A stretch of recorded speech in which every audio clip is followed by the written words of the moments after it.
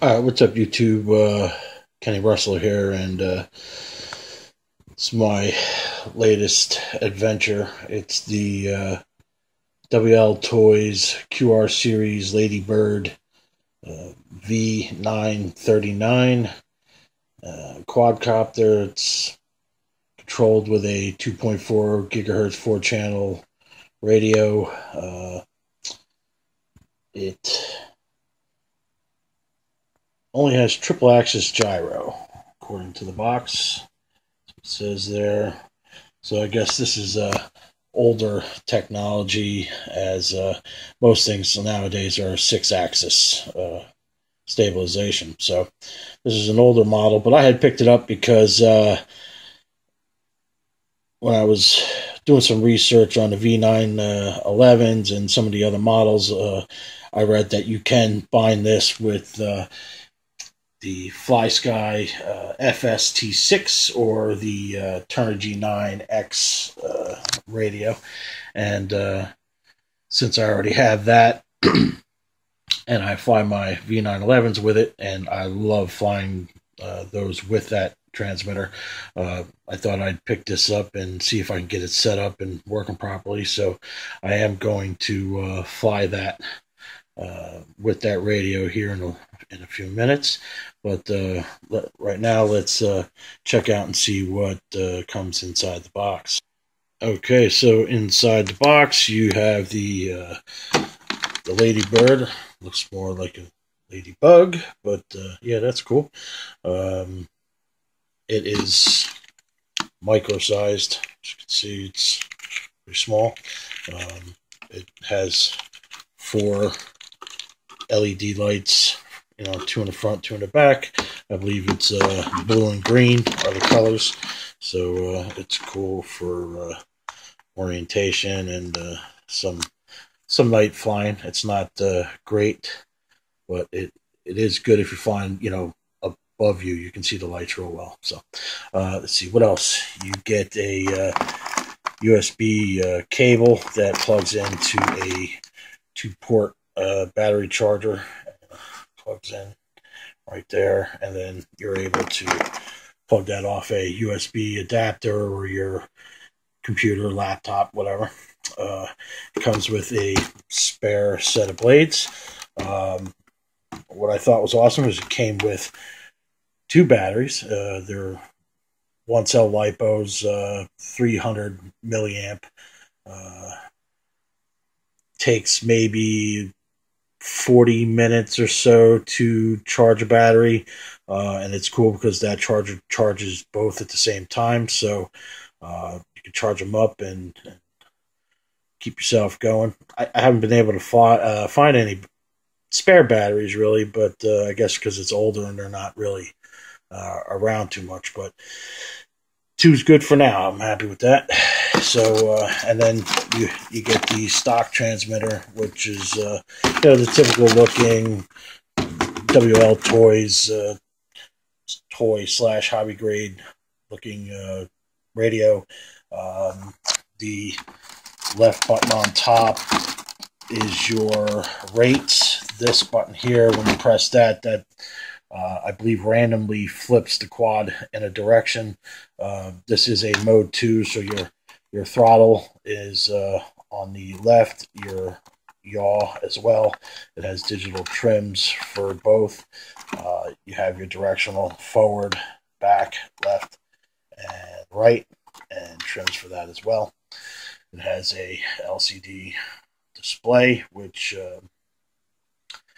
lets you see the trims and the percentage of your throttle or your inputs, stuff like that, as well as when you change rates. There's actually 4 rates. It's 20, 40, 60%, and then it jumps to 100% rates.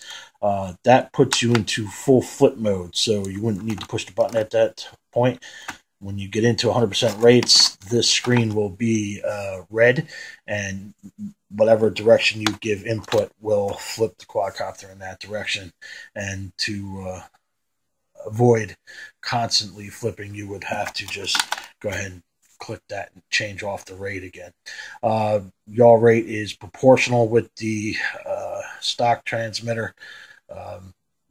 20 at 20% rate, it's very slow, but as you click it up, it does go increase yaw rate until you get to 100% rate, and it's it's normal full yaw speed, which I will show you what that is with when I do the flight with the other transmitter.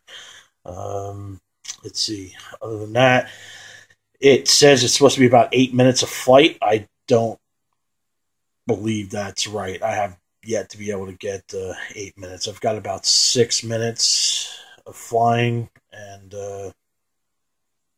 that's all I've been able to get. So this thing does not like to fly in heavy wind. I took it out before and tried to do some wind flying with it, and out there with just the triple axis gyro stabilization system, it felt like this thing, you were flying a full 3D vehicle. So it's not real good in the wind, but it is nice and stable, like indoors, and just cruising around. It's real nice. So let's plug in the battery and we'll take a look at it. Okay, so to do a quick indoor flight with this, I am gonna, bind it to my FlySky controller, and I'll fly around with that, and I'll show you how that is. In order to do that, it doesn't save the bind. You have to bind it every time you fly with it. You don't have to do that with the stock transmitter. The stock transmitter, you would just plug in the battery, turn on the transmitter, it would bind itself, and you'd be good to go.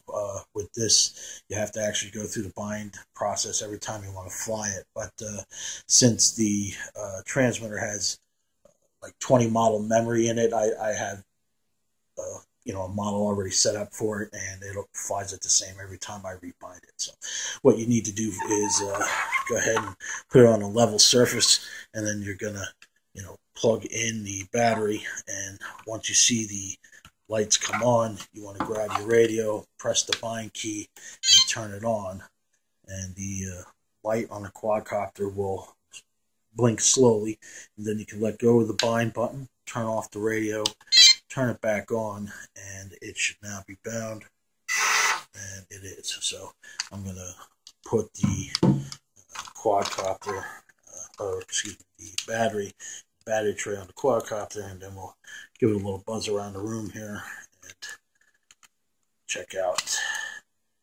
how that flies with the FlySky FS T6. All right, here we go.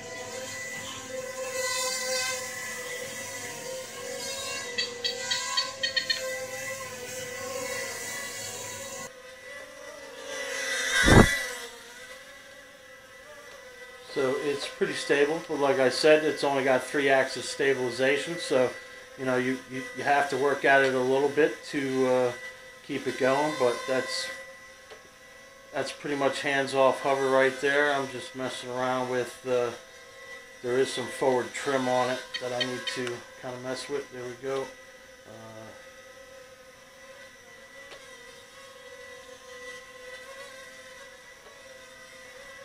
It flies nice,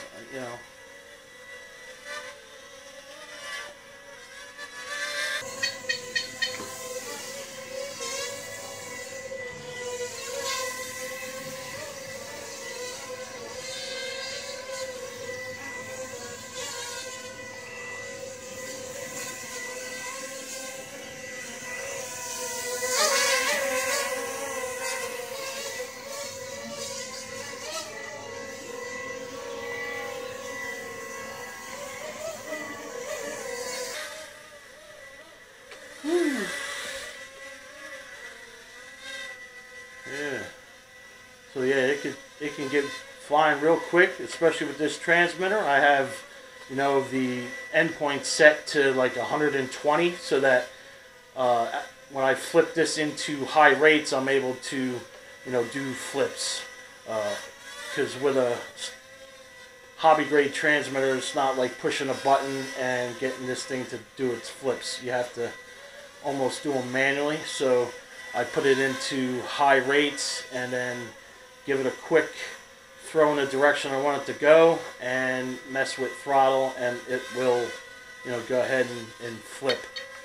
The stock transmitter, you only need to just push the button and it'll do that. Or if you're in, like I said, the 100% rates, in that mode, whatever direction you push the input, it will flip in that direction. So let's see, been messing around with trims here.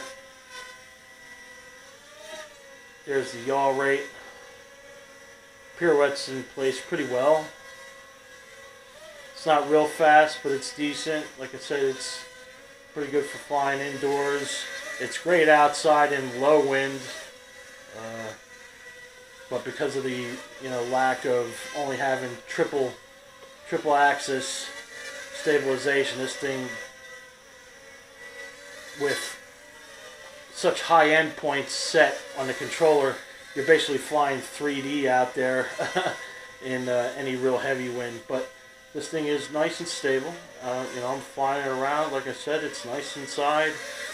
I am enjoying it. It has the LEDs for orientation. You can tell, like the blue's front, the green's in the rear. From above, it's nice and easy to see it.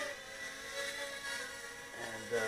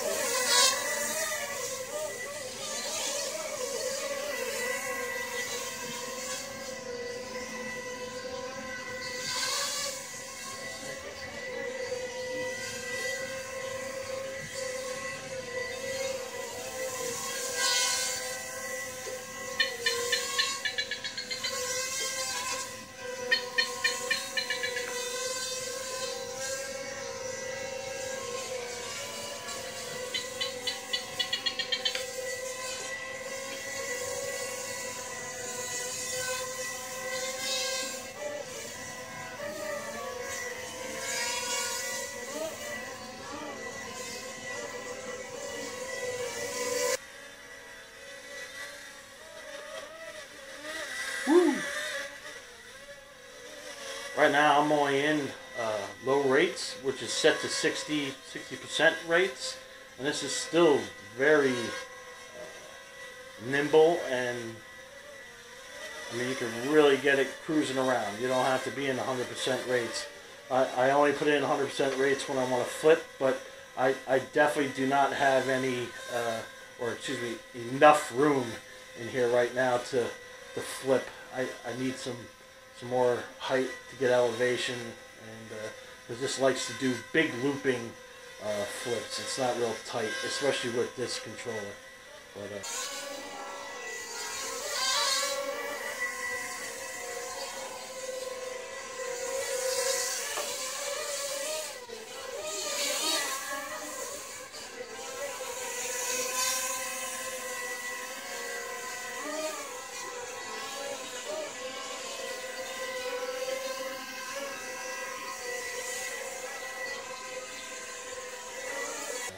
like I said, you get about 6 minutes of flight, and then there's no warning. It just kind of loses power, and then that's it. So you got to, when you notice you don't have a lot of lift, or if you're having trouble recovering from flips, you're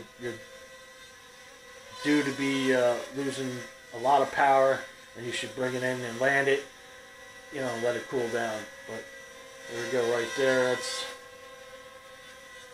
pretty good flying. And this is, again, that's the WLToys V939 QR Series Ladybird. And we're going to bring it in and land it here. Whoops. Our right there with my V911s. And